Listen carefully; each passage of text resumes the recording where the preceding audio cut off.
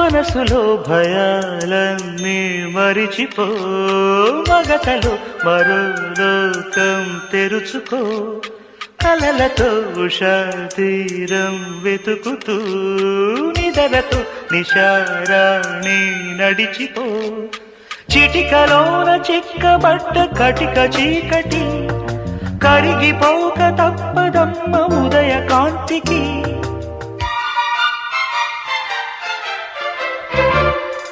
జామురాతిరి జాబిలమ్మ జోల